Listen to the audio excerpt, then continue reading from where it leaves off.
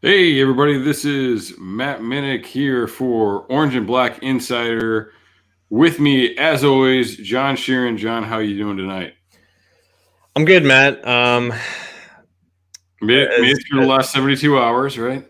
yeah, as everyone can see, and as they'll hear, we will not have Anthony Cosenza here tonight. He's dealing with a personal issue, so we have Matt as like another chalk talk OBI kind of crossover, and we need all hands on deck because that's also what the Bengals kind of need right now for obvious reasons. Yep.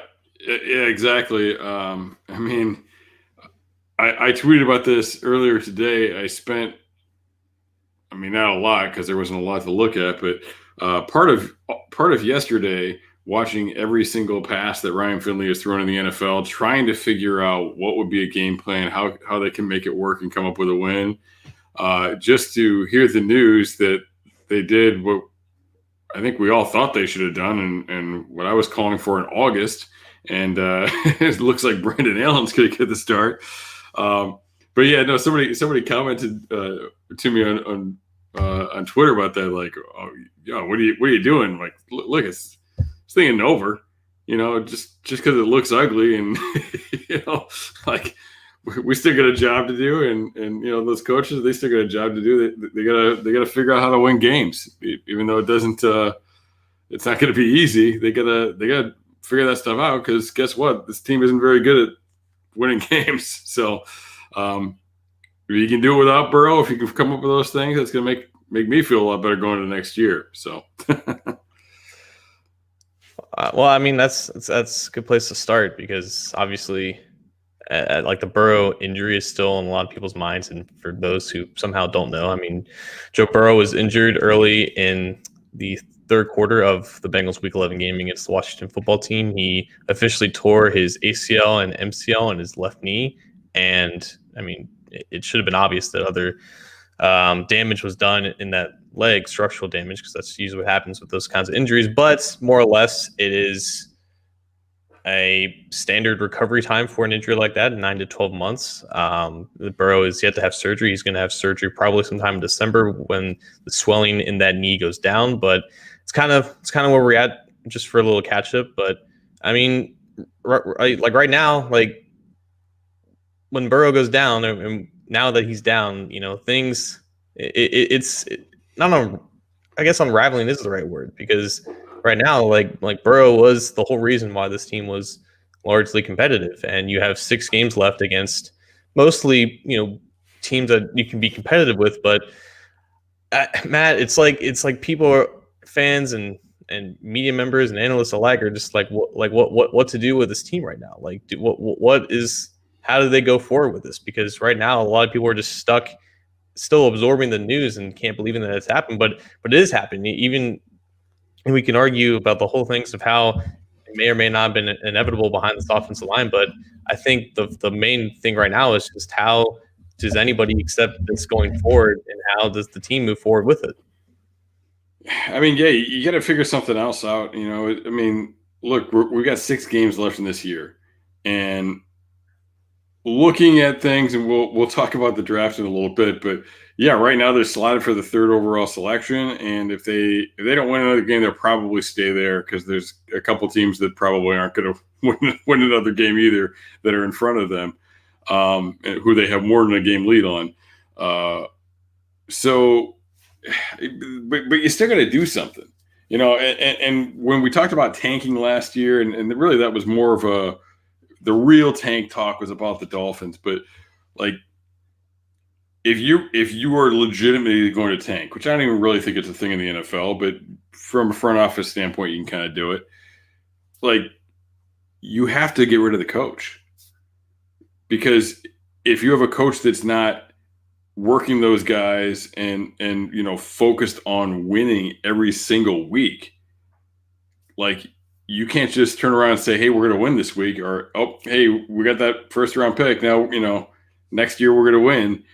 You can't do that. Like, and I wrote a piece this week, talking about culture. Like, that's what it is. You've got to be focused on winning all the time. So to me, this is a big moment for Zach Taylor. And look, they've got to be competitive right now. They can't just suck for 6 weeks because they haven't been very good the 10 weeks before that, and they weren't very good the 16 weeks before that either. Like if he can't get them to fight right now, I mean, does he deserve to have a chance when Burrow comes back? Like that's what you got to really ask yourself. And I get it. I get how much is against him right now. And I get that. Look, they weren't giving Ryan Finley and Brandon Allen reps. They were training Burrow. Like you're not planning for your backup quarterback. You're planning to win games. You're planning for a successful season. But I mean, it's just about figuring out how to get more out of the rest of the team. And if they can do that and then ride that in the next year, like we might have something, especially if you make some additions. But that's the fact. This team has underperformed with Burrow. Now you got to stop the underperforming. You mentioned that you wrote an article on Cincy Jungle, and if you haven't checked that out, definitely go check that out. It essentially describes that, and I remember you had this point last year when a lot of fans and people were kind of promoting the Bengals to essentially tank for a quarterback, and the sentiment still remained the same. It's like, a winning culture is not something that can just happen overnight. It can't just be something that just appears out of midair because you have one or two transcendent prospects fall into your lap. It's something that has to be built over time, and even in times of adversity when you don't have your star quarterback or you don't have your team at full strength, it's something that needs to be built then.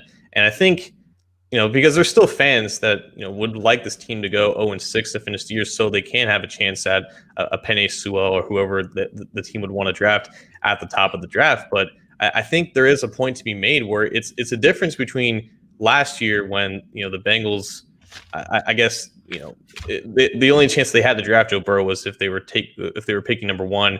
But now that they have the quarterback, now that he's in the fold and he's under contract for the next 4 years, like it almost seems like just like that idea, how real it is or how fake it is, it's just not applicable anymore. You can't keep continuing to do that and ask your one bona fide leader to continue to buy in, because if he doesn't buy in, then nobody is. Everybody looks to him as that one alpha male, or not male, alpha dominant leader. And if he's not buying it because the coaches are not wanting to do what's best for the team, even when the season's lost, then the whole thing is kaput. Now that you have the quarterback, it just seems like that strategy to just tank, even if it may not be real from a coach's and player's perspective, it's just not applicable anymore. Yeah, I agree with you there. And I mean, the example that we could look at of something that was like a similar situation would be the 49ers, who made, had the biggest improvement over the course of from 1 year to the next. A year ago, Jimmy Garoppolo goes down a little earlier in the season, but Jimmy Garoppolo goes down. They put in some guys, and I mean, I thought they were pretty competitive that year. You know what I mean? Like it wasn't like they were like done, but obviously they didn't win a lot of games, and that got them Bosa.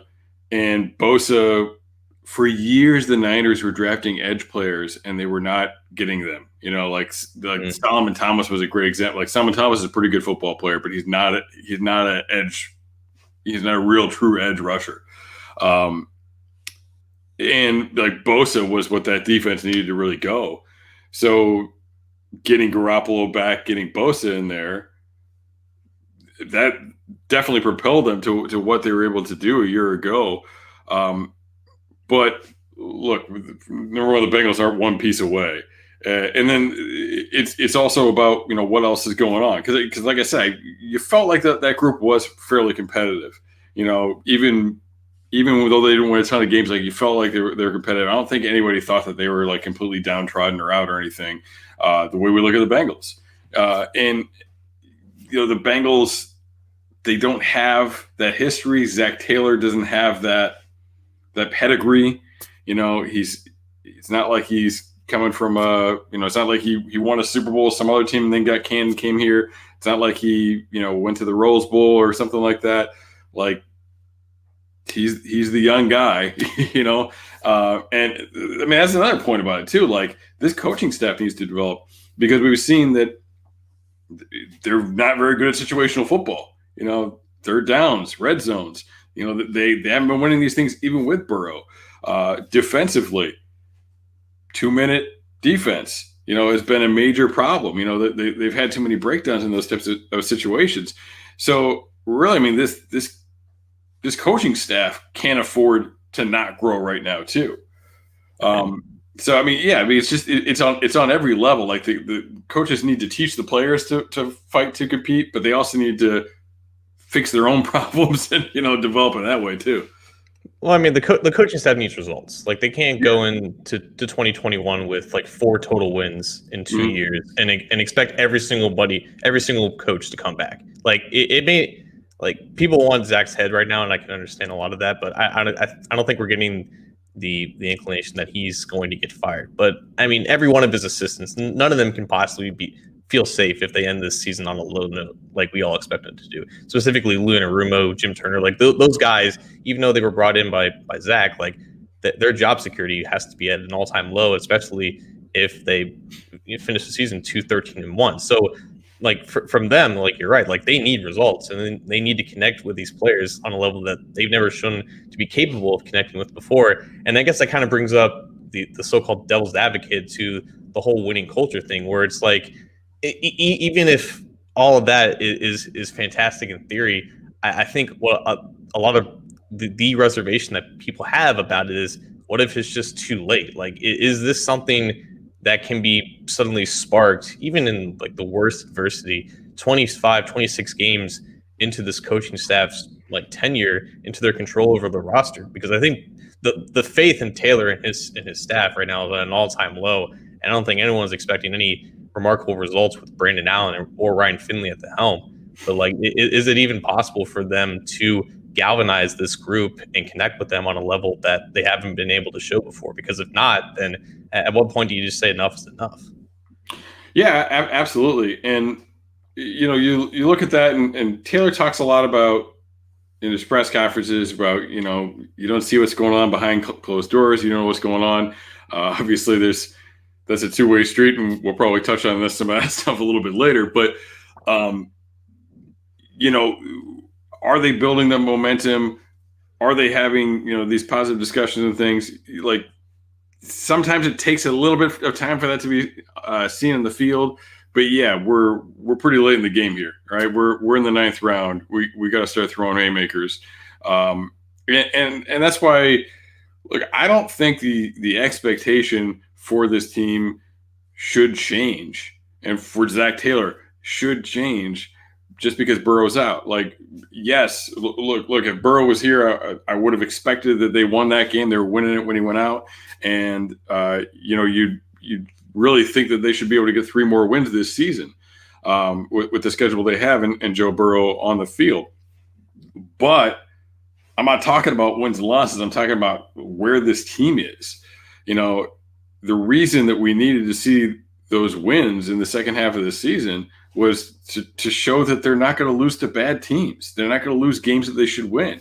And I think more importantly, like there's the 4 they should get. But in my head, what I really wanted to see, I mean, I would have been, honestly, if they blew it against the Giants, but pulled it off against the Ravens or the Steelers or somebody good, like would have been like, okay, there's a good one. We got the Titans good one. Like, it's something to build on a little bit going into next year.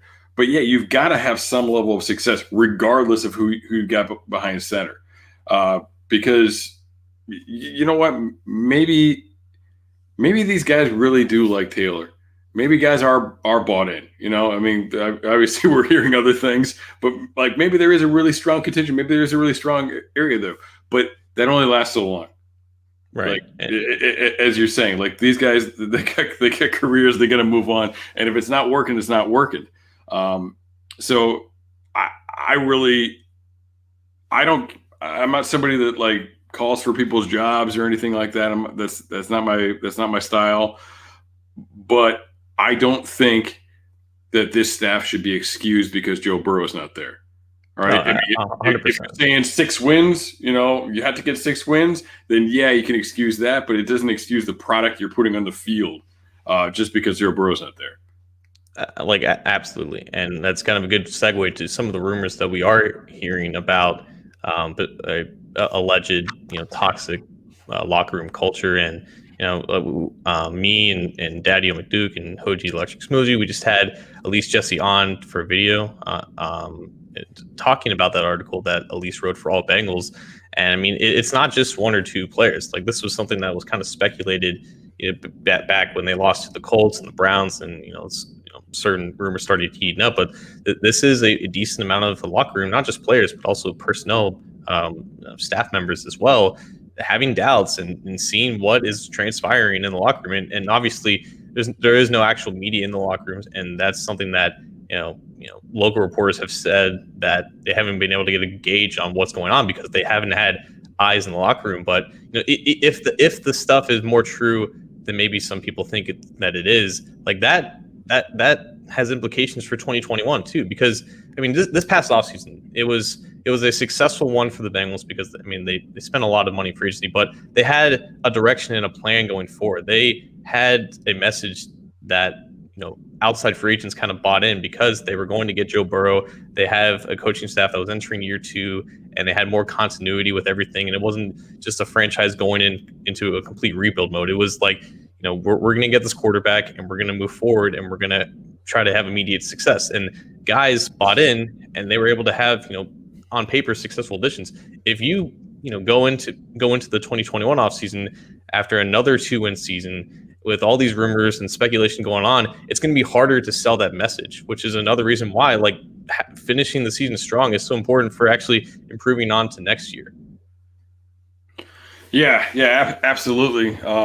You need to see some results. And so what is going on in the locker room? I mean, we don't know. We know that we're hearing things. Nobody wants to put their name to it. That's kind of what Giovanni Bernard came out and said in his presser today was, he's basically denying it and saying there's an open door policy. Give me a name, basically. So I mean, maybe there's a division there. I mean, and maybe it's 50-50, maybe it's not. But there is that battling culture. It seems like a lot of the players that we've heard kind of rumored about this stuff are some of the older guys. I thought it was interesting that in Elise's piece, somebody said something like, "Oh, this is like a college program. This isn't like an NFL program." Because I was relating to that, and I was thinking, all right, if that's a guy that only played for the Bengals, what the heck does he know? You know what I mean? And I don't know. I feel like that's something that's thrown out sometimes, and it's like it doesn't really mean much to me. I think that you talk about the abusive language, and I think that's probably the way a lot of NFL defensive coordinators talk, for better or worse. Some of the stuff we heard, the stuff about Jim Turner, that's his track record. We kind of knew that about him getting into it. It's hard to know how much of that is sour grapes, how much of that is some guys are cool and some guys aren't. There's definitely this is not perfect situation. It's not things aren't being handled correctly from the head coach on down, and that's what it comes down to too, because ultimately Zach Taylor is responsible for not 100% the roster that comes into the building, but the personnel that are in the building. He's responsible for them and making sure they're doing the things they need to. And part of being a head coach is working with coaches and having expectations for them. You allow them to be professionals and do what they do, but they've got to be able to do it within your framework. So you're culpable if you're allowing some of these things to happen, even if it's stuff that's not directly related to him. If you're letting these things go on. But look, these are things. Elise tweeted something similar, kind of the opening fragment of this weeks ago. There were rumors of some of this stuff last year. Ace and Zim, some of their connections were talking about some of this stuff. So there's definitely problems, but everybody's happy and there's losing the locker room. I don't think we're on either end of that. It's where is it? Is it salvageable? I mean, honestly, you look at the Carlos Dunlap situation, and I think part of me wonders if Zach Taylor perhaps naively sees things in a best case scenario, hopeful standpoint, like I can make it work with this guy, I can make this guy happy. And, maybe they should be cutting ties with guys faster. Like the Dunlap situation, probably knew it wasn't going to work out long ago. Let's go our separate ways. You look at Minka Fitzpatrick in Miami. Like people talk about the Dolphins and how they traded all this stuff for capital. They traded Minka Fitzpatrick because he wanted out. Like they got rid of the guy that wasn't vibing with what they were doing, and it benefited everybody involved. They got the pick. I mean, it hurt anybody in the AFC North that's got to go up against Minka with Steelers defense, but. Like I don't know. So maybe that's him just trying to do too much and trying to make people happy, and maybe we do need to be cutting ties and cleaning house a little bit more with some of this stuff. Well, this is the advantage of having you on instead of Anthony. Don't tell him I said that, but you have experience as being a coach in a college atmosphere, in a college locker room, and I think when I hear that statement, I just immediately think, well, the difference in my mind between how college coaches approach players and how NFL coaches approach players is that with college it is not like authoritative, but there is less freedom for players because that is their school, that's their scholarship. It's hard for certain players to transfer and whatnot, and there is more I guess control on the coach's side to just be whatever kind of coaches that they want to be, because like that the player's there for 4 years, and that's just that. Once you're in the NFL, and you should, I guess, be in a more like open relationship in terms of just having like adaptive coaching and learning abilities from both sides. Whereas, so like if I hear a coaching, like locker room and atmosphere, it's more of just the stuff about Lou Anarumo cussing out players and Jim Turner being my way or the highway, and having both of them kind of having that same style. Like, am I off base there? Or is it that just kind of sounds like what I feel like when I hear that? I honestly, with where they're at right now, like, look, I get that guys are professionals. Like these are professional athletes, and some of these guys are older than some of the coaches, and they've been doing this stuff for years. I don't know. I mean, I don't know how to fix something that's really bad without taking charge of it, and like I went to a program that was really bad, and I was an assistant coach, and we were very, very hard on everybody around there. But we also weren't afraid to get rid of people that weren't going to be on board with it. But like we were really rough on guys, and yeah, we were cussing some of these guys out and stuff too. But that's like the early, like you want guys to buy in because they believe, but the kind of the early stages of are you have to kind of squelch and get rid of any dissension, because when you come into something, there's always going to be that dissension. One of the things I said when this did come out, and when it sounded like it was a lot of the old Marvin guys, it was like, okay, I get it, but when we're talking about these guys that were with the Bengals in the last 3 years, when they weren't good, and with Marvin, and we're talking about the new guys coming in, I'm not necessarily siding with the players, because what they were doing wasn't working. What Lewis was doing in the last few years, he did some very good things, for this the city, for this team. 5 straight playoffs, took them from the crap fest of the 90s to being competitive and a playoff team. But I mean, the last few years it was going. I kind of think about like Paul Gunther too, and like remember when Paul Gunther, like he was a rat. He was trying to get out, and he was like trying to sneak onto Jay Gruden's staff, and you were just kind of hearing this stuff about him. And then like eventually he's gone and he's having success where he's at now. But I mean, I wonder if things were just becoming bad around here, and he was like, I got to get out of here because we're gonna get fired anyway.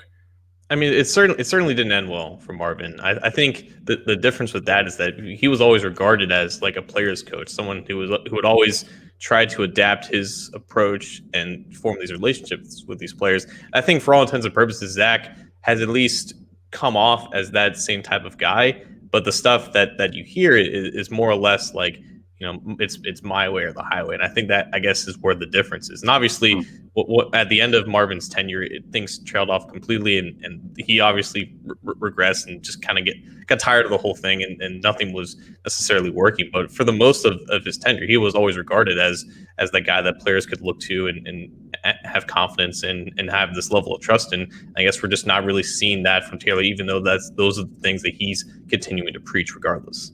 And Marvin had a resume coming in too, I mean, and now we're going way back, but Zach Taylor is the guy that before Burrow was around, this was not a destination job necessarily, and they took a guy that maybe was a year or two away from being a serious candidate in a lot of places. Based on his potential and some of the things that they saw in him. Marvin Lewis was the opposite. Marvin Lewis coached one of the best defenses of all time, and took a year as an assistant head coach, basically trying to find a job. But and why other things didn't work out, we won't get into here. But like, those guys respected him, because they knew who he was walking in the building. They knew they sucked. They knew the Ravens had won a Super Bowl. They knew this is the guy that was coaching Ed Reed and Ray Lewis and those guys. So there was respect that was commanded there. Zach Taylor doesn't come in with that pedigree, with anything near that pedigree. Right. Okay, he went to the Super Bowl with the Rams. He was like the third guy in the offense. You know what I mean? Like he was buried down there.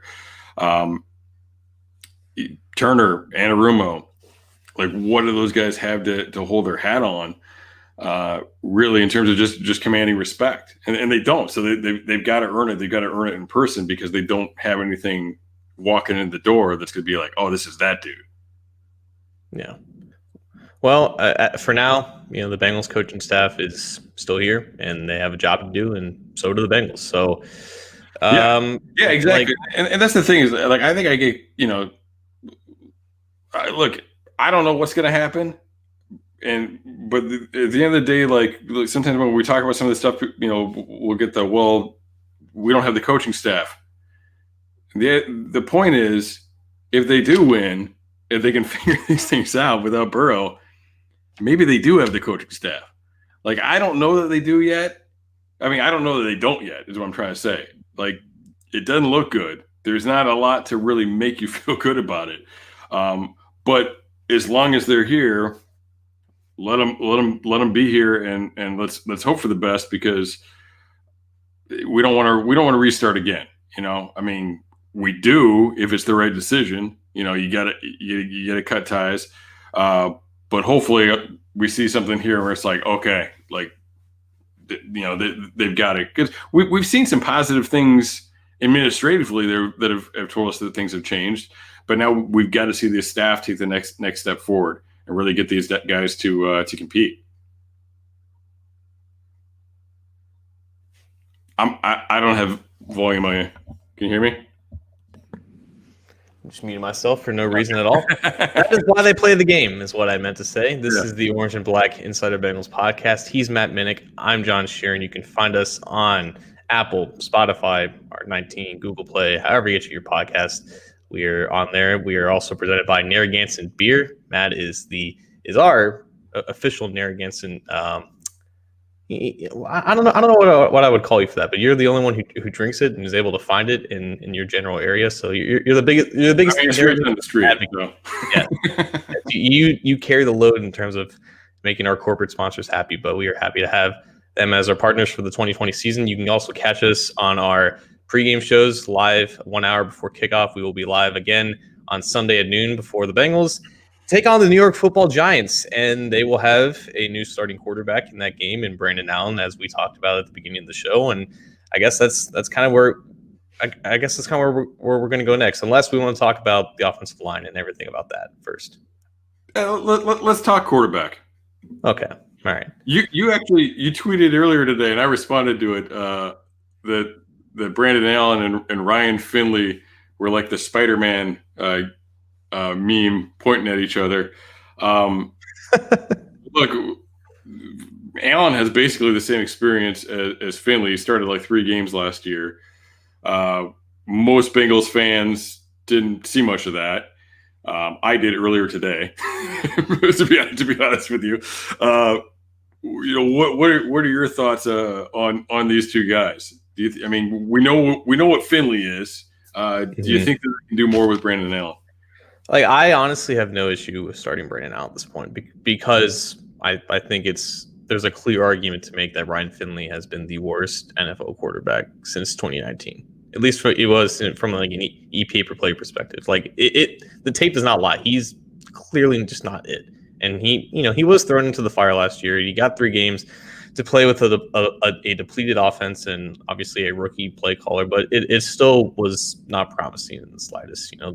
They got their asses handed to them against the Ravens in that first game, and they were just an inept offense against the Ravens and Steelers.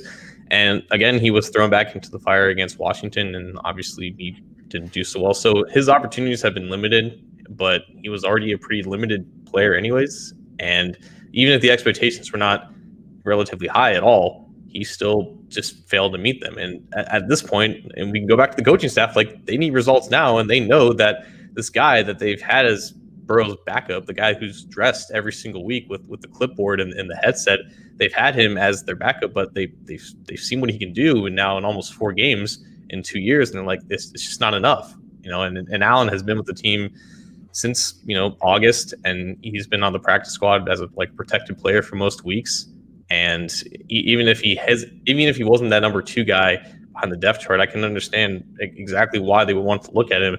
But it just still feels like at the end of the day, it's not worth really going into what really separates the 2 quarterbacks, because largely they're pretty similar talents. I guess you can classify that Allen has maybe a more stronger arm, and he has one more win on his resume. He might be a little bit more accurate, but at the end of the day, there's not that much that separates them. They're just 2, marginally different quarterbacks at best. I get up in the morning and I set my alarm and I wake up real early, and I watch film just about every morning. Sometimes I get up early and I write, but usually I'm watching film right away. And here's the thing is, with Ryan Finley, I can bring up Game Pass. I can go to the first play. I can click on his first pass, and then he drops back. I can go make a cup of coffee and some oatmeal, maybe, kind of check my phone for a little bit. And then that pass gets somewhere near the receiver. I knew exactly where you're going with that.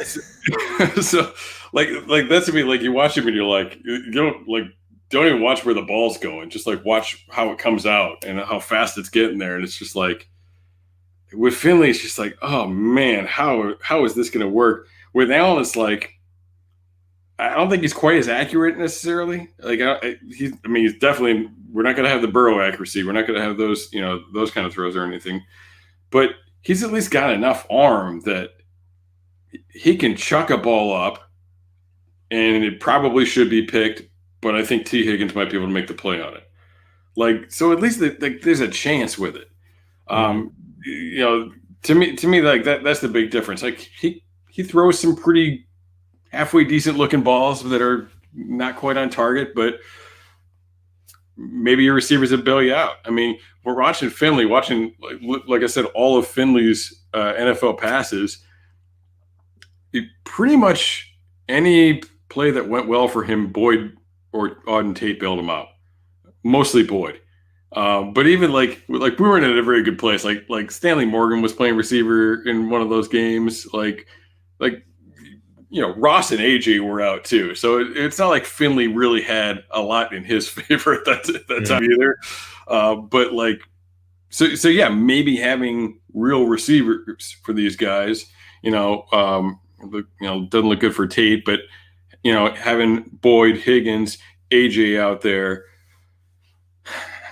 like for this team to have any chance, everybody just needs to step up. Like these receivers have got to freaking just be play their best damn football, because there's no margin of error with this. Because you're right, like neither one of them's the guy, but I think at least Allen can put the ball in the vicinity where if a receiver's the guy that he can do something with it. Right. And I think Zach Taylor talks with Jeff Hobson every week on Bengals.com, and Jeff asked Taylor essentially, what has been the distribution of reps between Finley and Allen during the season when Burrow was obviously healthy. And Finley was essentially running the scout team, and Allen has been getting a similar amount of reps to Finley. So it's not like, even if Allen's like the practice squad guy, it's not like he's getting 0 to no work compared to Finley. Like he's still, getting in reps with some of the scout team members and some of the third string players. So there is still that work that he's been getting. And I think that's important to note, because even with Finley being the guy who's on the active roster and like the backup to Burrow, it doesn't mean that like Allen was like a notably like below him. And I think the coaches see that. They see there's a difference in Allen's game compared to Finley. And obviously, when you give Finley those chances and he didn't prove to be worthy at all in any of them, like this is 6 weeks to go and you have games to win. Like you have to go with the guy that you're most confident with. And it would make sense if they went to Finley first to give him a full game to kind of try it out, to kind of justify why he was the number 2 guy on the depth chart, and then go to Allen if Finley stinks up again. But I think this is a clear showing of just kind of how desperate they are and how much they want this to work right now. Like if they think for even a second that Allen would be the next guy up, like immediately, if they just didn't have confidence in Finley, then there's no point in starting Finley and going to him first when you have a guy that you might be more confident in, Allen. Yeah, definitely. And people ask, why was Finley the backup anyway? I mean, honestly, I think it was, I'm trying to remember who it was. I think it might have been Paul Diener Jr. or one of the big media guys in Cincinnati. I had this conversation with him towards the end of camp, like in August. And I was like, all right, I mean, they're calling Finley the backup, but like I know Brandon L was the quarantine quarterback. Mm-hmm. He was the guy that wasn't even taking reps with the team. But like I was like, but like if something happens, you got to go to Allen, right? Like it's pretty clear that he's better than Finley. And they're like, no, it's Finley. But look, I think that's where we're at. I think that they put it out there and they're like, maybe they didn't evaluate it really, because they're like, well, we put Finley out there last year. He knows what he's doing, and they were just planning on Burrow being healthy, which is honestly is fine, because you should plan on Burrow being healthy. And especially when you get a rookie quarterback, you want that guy taking the reps. You want your coaches spending the time with that guy. You're not really worried about developing Ryan Finley and Jake Dolegala as backups anymore. But yeah, so I think maybe they figured it out finally. A lot of this staff has not done things as quickly as you would like to see. Like sometimes they get like last year with the offensive line, like the run blocking changed, and they did a good job with that. Like the way they adjusted. But why did we have to wait for a bye week to do that? Like why did we have to wait till halfway through the season to figure that out? Like these evaluations should be going and minor changes should be happening all the time as you're going through this stuff. And I mean, like we see that stuff a lot. Why isn't it faster? So maybe this is a good sign that they've got that urgency, like you're saying, that they realize that they have to do something, whether it be because there's pressure from the media, whether it be because there's pressure from within the locker room, whatever it is. I do want to touch on, like I've talked about this before, like Burrow really seems like he's on the same page with Zach Taylor. And I think that any quarterback head coach, like there should be a great relationship there, even if he's not the play caller, even if he's not an offensive guy.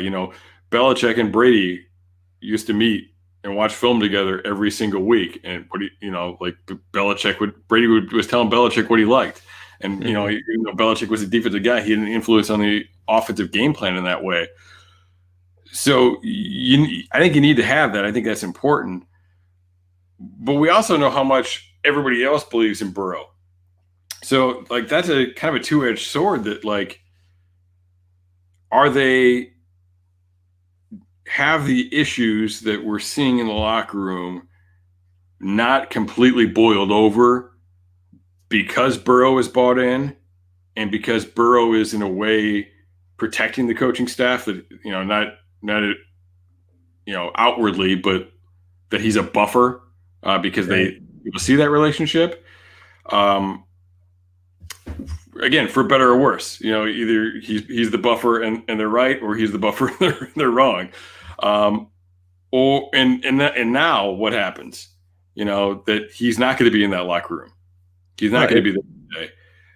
Does this thing, like as bad as it seems right now, does it turn into an absolute shit show off the field? Like, we know the offense is going to be bad. Now we know it's going to be bad to watch, but what happens off the field now with Burrow not around?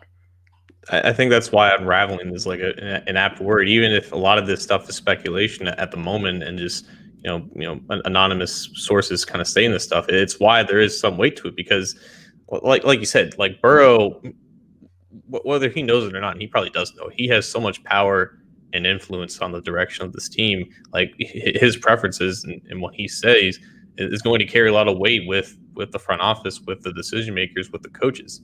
When he's not out there, that puts so much more pressure on the coaches to keep pushing their message and pushing their culture onto the players. And if they don't respond without Burrow being there to kind of reinforce it and having everyone looking at Burrow for guidance as the guy with the shoulder pads kind of relaying this message, then it's up to that message from Taylor to actually have actual weight and results behind it. And I think that's a great point as to why he doesn't get an excuse for not having Burrow out there, because this is now the end of his second year. He's got all of his guys up there, like even Finley. Like Finley was the guy that they traded up for in the fourth round to get. He was the only quarterback that they were interested in drafting in 2019, and they sacrificed draft capital to get him.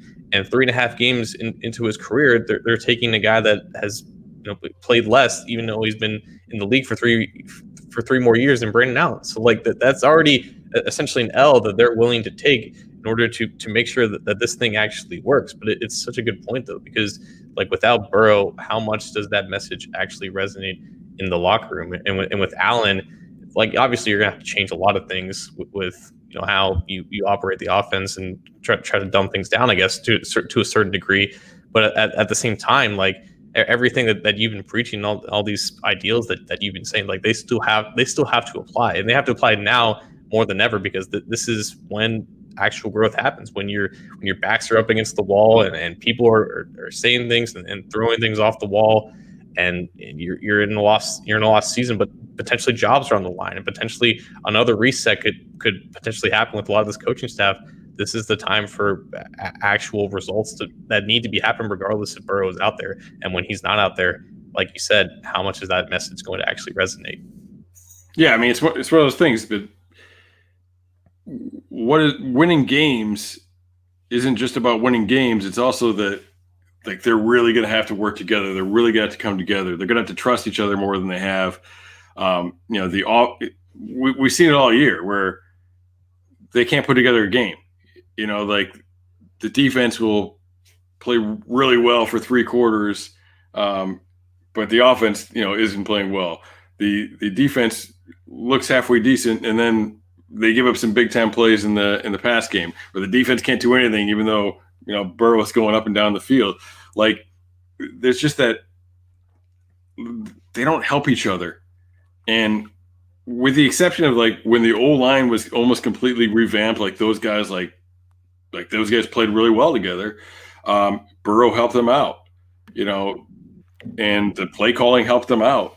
But they played really well together and they stepped up. But I feel like they don't understand how everything works together, and they don't. And if they understand it, they don't help each other enough with it. That when you're playing the Ravens, you need to understand that, hey, the offense is going to struggle against this defense, so we need to stick up. Hey, the defense is going to struggle. They're going to give us some plays, so it's going to be tough for us too. But we got to figure out how to score these things. You go into a game with, Jalen. I don't even remember his name. He's still on the roster. These cornerbacks that you're pulling off the practice squad, and you're like, okay, we need to score points because the defense can't do this. They don't step up in those moments. And now we've got a 6 straight week of that moment where everybody's screwed. So guess the defense has to play lights out. The offensive line has to be better because they don't have Burrow to bail them out. The receivers have to be better because it's not going to be a perfect ball. So now it just puts all that on you. And can they get these guys to come together like that? That's what it comes down to for me. I think it's a tremendous opportunity for the coaches to show that they can bring people together, because at the end of the day, that's the biggest problem. And I think that's the teams that you see that are really successful. Yes, they have good players, but they buy in, they fight for each other. And when when their awesome quarterback is having a 3-pick day, guess what? Their defense picks it up a little bit. They support each other and they help each other out with that stuff. For anyone who doesn't watch Matt's Child Talks, Matt is not. I wouldn't call you an optimist. I would just you just talk like you're trying to teach something. You're offering guidance, and I think that's an incredible perspective to give, at least someone like me who's just a gas bag without any experience in sport in his entire life. But it's the more we talk about this, the more that I just can't escape the feeling sometimes when and I think that's what a lot of fans are still thinking about. If it hasn't happened now, it probably won't happen with Burrow being out. And these are all great words of wisdom that the coaching staff should have definitely applied to at this point.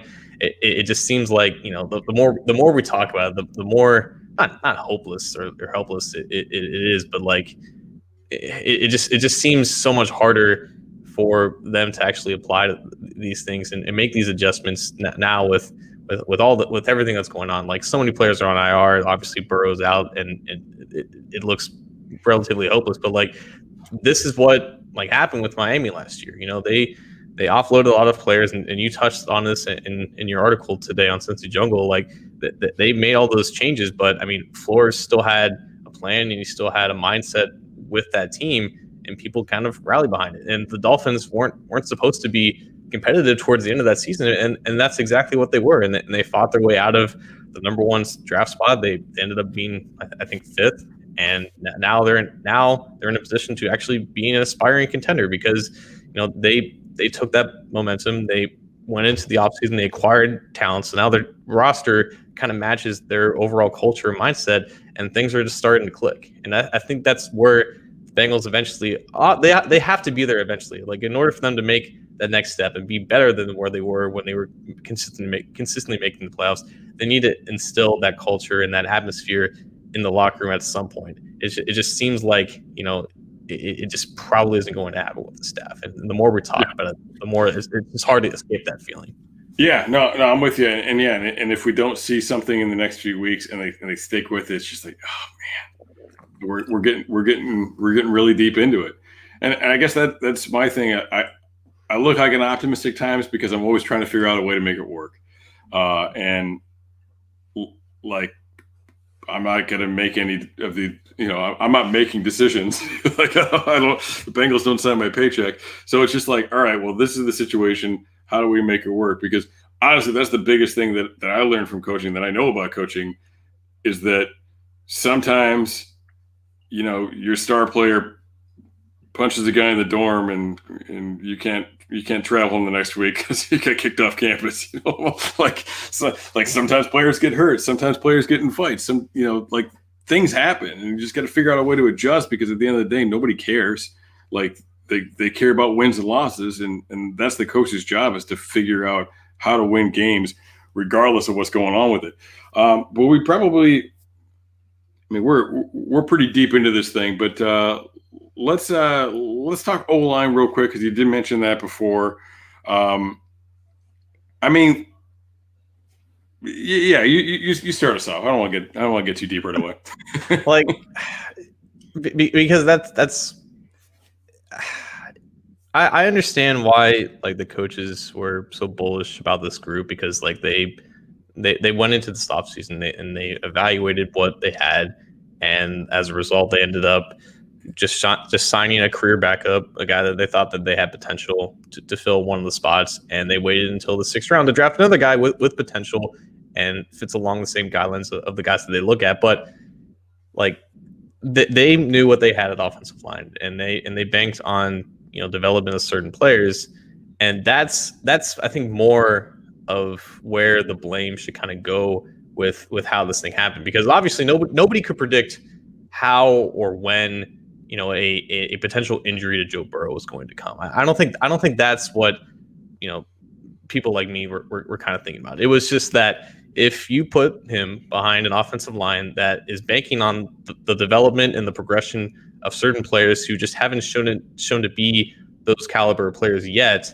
the chances of those hits kind of piling up, and for one of those hits being a catastrophic one, and unfortunately leading to a catastrophic injury, the chances only increase. Like I understand completely. Like Burrow was going to take hits, and he could be the least hit quarterback in the NFL, and one of those hits could lead to an injury. That's completely possible. It's football. Like stuff happens, but I think the whole thing with me was that it wasn't just about like saying an injury was for sure going to happen at this point after this many hits. It was just, if you have a quarterback that takes this amount of hits behind an offensive line that was supposed to be this good but ended up being this bad, like those chances only increase. And it's why I think there has to be some form of accountability in the evaluation process for this offensive line for what happened to Joe Burrow. Yeah, and I think people blame. All right, let's go back to my perspective on things again, and I just want to explain something. So,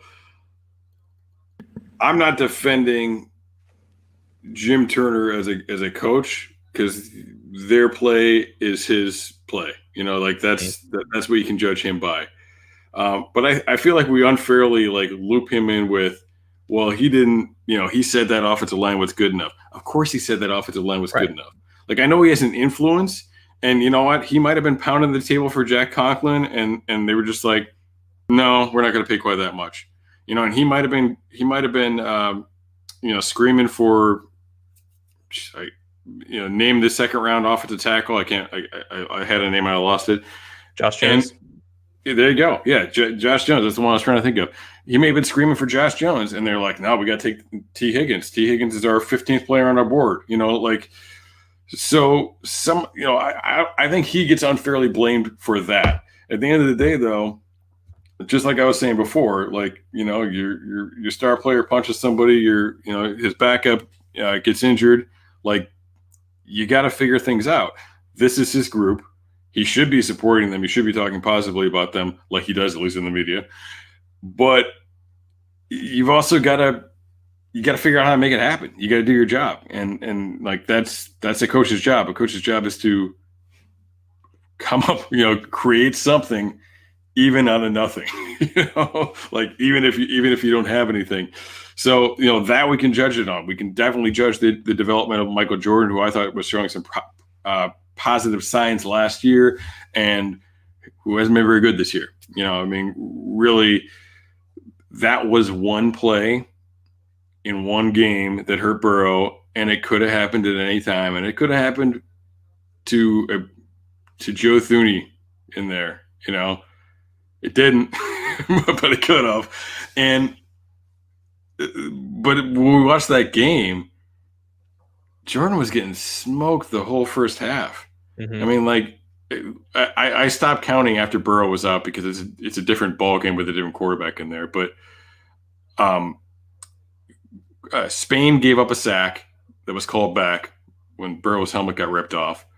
Other than that, every single pressure quarterback hit that I saw was on Jordan.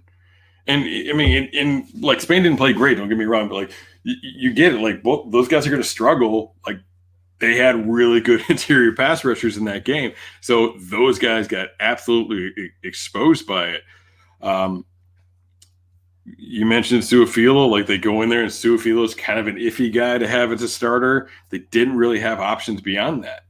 You know, Redmond was cut right away. Like, you know, they brought him back and to his, you know, to his credit, he bailed him out in a lot of ways. He solidified that after, you know, Price and Johnson didn't work out. But then when they went out and they got Spain, they're still trying to fill that right guard spot. They got Redmond out of there, you know, and you hope that like you can't have two holes at one position. You know, like you hope they would have had enough resources in there that's taking Jordan out in that situation.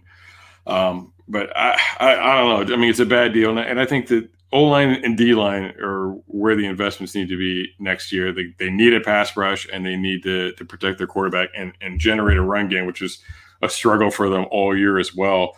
You know, we'll go a little bit longer here. We're just over an hour now, but that naturally segues us to the topic that if there's anything the Bengals fans are feeling good about right now, it is that they are penciled in for the number 3 spot.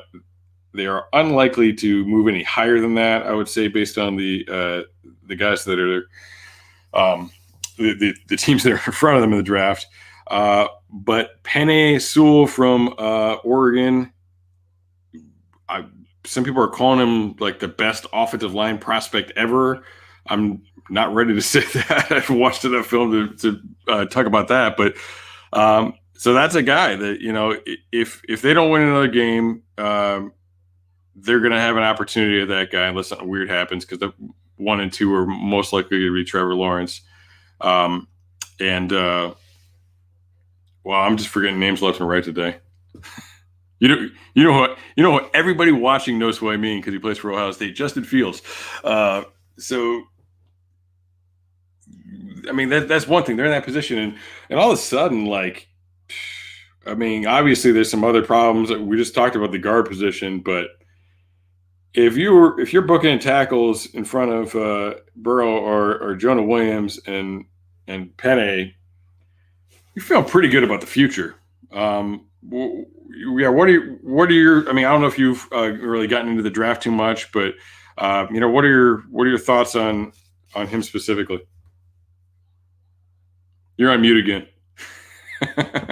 I'm trying to drink water, and I feel like people are hearing me drink water, so I just mute myself. So you would think after 2 years I would learn these things, but I mean, Penei obviously make things better. He wouldn't make things worse. The thing though is like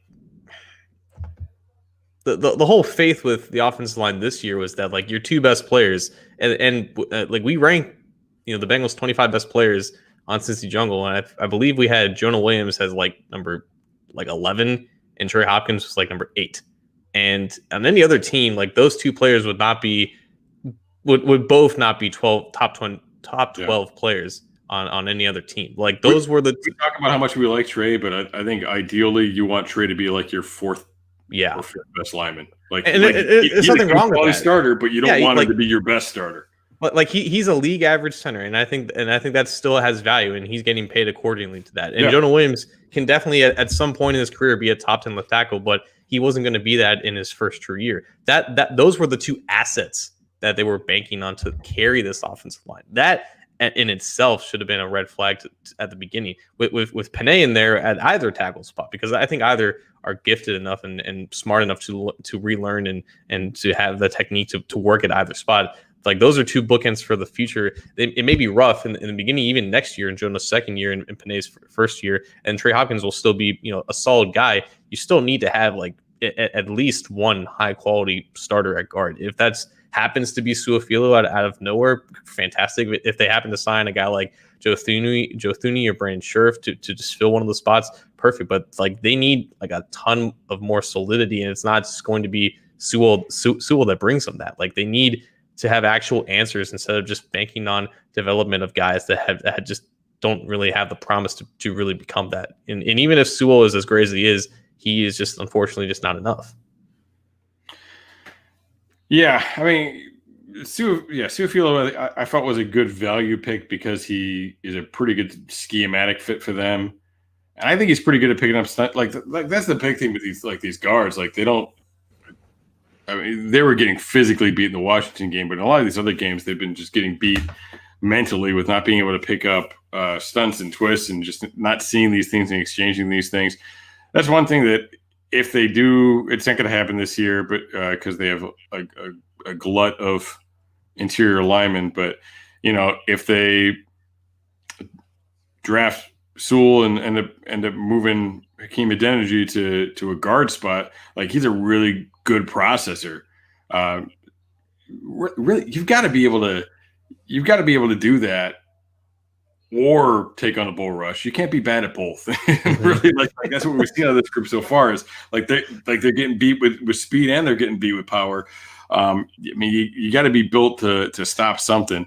I tweeted something out talking about Penny and Duke Manyweather. I actually, tweeted a response to that. And said something about, I really hope they get a new. I hope they don't draft him at 3 unless they get a new position coach. So that's disconcerting. By the way, that is the O-line guru who Billy Price and Hakeem Adeniji both worked out with all summer. Actually, Su'a-Filo is one of his guys too. Interestingly enough, since he signed in free agency.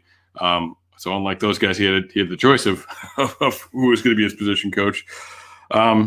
So adding to the concerns. I want to break this down though. So look, right now the Bengals have the 3rd slot. Like we said, the Jets and the Jaguars, like they've got they've got at least a game and a half on those guys. So it's unlikely they're gonna jump into the 1 or 2 slot. But I looked at like a fictitious team with a tie over the last 10 years. And so right now they're 2-13-1. Third is the lowest with that record any team has ever drafted. It's happened a few times. The average is 2.2. They win a game. All right. So let's say they go out there and they pull off a win. They're doing all those positive things we're talking about, but they're still only able to get one win. The average is 3.4 for that. Like, so you're still in the ballpark. Once a team selected 2nd and a couple times 5th, which obviously, we don't love, but the majority of them actually were selecting at 3. So, you can win a game. And this is like the same Burrow conversation where I was like, yeah, we need to win the game. We'll worry about getting Burrow later. We got to win. We're going to win some games. It's the same thing here. Like I want them to compete, and I want them like the Giants game is probably the best chance they have. Like I want them to show some fight and get one of these wins. And because they win one game, it doesn't necessarily mean they're going to play themselves out of that position. Now, if they win 2 games, that's not looking so good because we do know. First of all, there's a number of teams that have 3 wins right now, that have only 3 wins right now. So if they lose out, that could change things. But at 4-11-1, the average draft position over the last 10 years would have been 6. It's actually a round number, would have been 6. Looks like about half of them are 5, and some of them are a little bit higher than that. So still a good draft slot, but from what we're hearing right now, and a lot, especially for a guy that opted out and for such a weird, crazy year that it's been, things could change, but it appears that Penny is the Myles Garrett of this draft. Like he's the top player, not the top, not when you factor in quarterbacks, but he's the top player in the draft. So he's probably going in that number 3 slot unless something weird happens. So just wanted to share that with you. So you can win a game and still hopefully be there. Again, you don't know 100%, but you're hopefully in that situation. And then I don't know. I mean, It's where we're at, man. I mean, yeah. it's where we're at, and some people would argue that maybe trading down and collecting a bunch of picks would be better than to take one player, because that's just kind of how much help that they really need. Like like the Dolphins ended up doing that to some degree, and then they got more picks, and some of those picks are helping them out on the offensive line. They drafted like Austin Jackson in round 1. And not really sure how well he's doing, but I know that Robert Hunt and Solomon Kidney, 2 guys that they drafted later in the draft, both of them have been solid starters for them along the offensive line and have helped protecting Tua. So a lot of things that the Bengals can learn from the Dolphins, especially considering that they have a lot of former Dolphins coaches on their staff. yeah. Kinley playing. Kinley's like, I think I saw something that ranked him as like the top rookie guard right now, and yeah, I mean they got a steal on that guy. That's the thing about guards. We talk about taking Jordan in the 4th round. You can get a very good player in the 4th round at guard. Like, tackles fly off the board. Right. Hakeem is crazy for where we got him at. And if he ends up being a swing tackle, he's absolutely crazy for where we got him at in the draft. So I don't think I'm over projecting him too much, but yeah. So I mean, yeah, that's where we're at. We got to figure that out, and Penny's a left tackle and Jonah's a left tackle, and as I've talked about a few times in the last couple of weeks, because of the Hakeem Adeniji situation, like Jonas hasn't played right tackle since he was a freshman in 2016, so that would be another thing to figure out. But those are good problems. Those are things you can figure out. So, all right. Well, I think we've depressed people enough. Hey, happy Thanksgiving, everybody. If you are thankful, if you're searching for something to be thankful for, focus on the fact that orthopedics has come a long way in the last 30 years. I mean, I remember like in the 90s, like growing up, ACL injuries, like guy was done. Like I remember like Terry Allen for the Redskins. He was the first guy that like came back from multiples, and it was like, holy crap, how's this guy coming back like this? But these guys do a really good job. And the Bengals have experience in dealing with it too. Like they got a pretty good track record of getting guys back on time. Like Carson Palmer came back from January to like the preseason. Giovanni Bernard didn't miss a game after being injured in November. Clint Bolian had something similar. Like if there's a team for this to happen to, like the Bengals have experience doing it.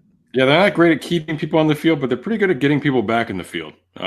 So give them a little bit of time, but anyway. So yes, this is Orange and Black Insider. Again, we're brought to you by Narragansett Beer. Look, Narragansett's out of Rhode Island, so it's real easy for me to find, but it's not too hard for you to find either. They've got a beer finder on their website. You put in your zip code, they'll tell you the bars it's at. If you're, it'll tell you liquor stores you can find it at. You can even like sort it by the product you want if you're looking for something specific. So that's a pretty cool deal. So look, might not be able for any of you. They're all over in Ohio and Kentucky. So check that thing out and grab a Gansett and sit back and relax and be thankful that you're not being forced to watch the Ravens and the Steelers tomorrow night. Sunday now. Yeah, Sunday now. I don't know if are they putting it on national TV though? It's on NBC, so they got their own channel. So. Oh yeah, okay. Well, I guess it probably is then. All right, John, you got anything else? Nah, man. It is Thanksgiving. Honestly,